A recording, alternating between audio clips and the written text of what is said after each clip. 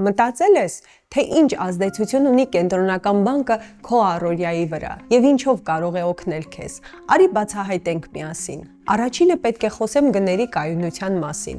Կենտրոնական բանկն ապահովում է, որ գները կայուն լինեն, ինչի պարագայում քո եկամուտների գնողունակությունը լուրջ տատանումների չի ենթարկվի։ Դա նշանակում է, որ դու չես նկատի, որ ապրանքների գները ընդհանուր առմամբ փոխվել են եւ ձեռք կբերես նույն ապրանքներն ու ծառայությունները, ինչ որ առաջ, առանց մտահոգվելու եկամուտիդ բավականացնելու մասին։ Քեզ առնչվող մյուս կարևոր գործառույթը ֆինանսական կայունությունն է։ Կենտրոնական բանկն ապահովում է ֆինանսական ամբողջ համակարգի անխափան գործունեությունը։ Դա նշանակում է, որ համակարգն ունակ է ապահովել դրամական միջոցների հոսքը ողջ տնտեսությունում, ինչի արդյունքում դու կկարողանաս կատարել քո անկանխիկ վճարումները, գումար փոխանցել, խնայողություններ ու ներդրումներ կատարել, ապահովագրություն ձեռք բերել, վերցնել վարկեր եւ այլն, առանց մտահոգվելու դրանց կայունության ու ապահովության մասին։ Կենտրոնական բանկը կարգավորում եւ վերահսկում է ֆինանսական կազմակերպությունները։ Այլ կերպ ասած,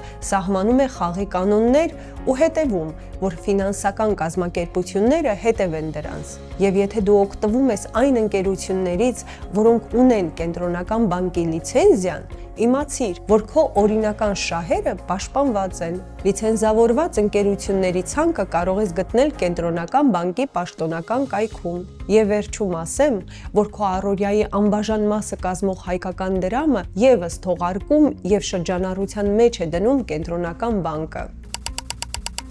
Բացի բոլորիս հայտնի թղթադրամներից ու մետաղադրամներից, թողարկում է նաև հավաքորդական թղթադրամներ, ներդրումային դրամներ եւ ուշադրամներ։ Դրանք քեզ կհետաքրքրեն, եթե հավաքորդության սիրահար ես կամ էլ ցանկանում ես կատարել յուրօրինակ ներդրումներ։ Վստահ քայլիր ֆինանսական աշխարհում քո գործընկերների հետ։ Եղիր բարեկեցիկ։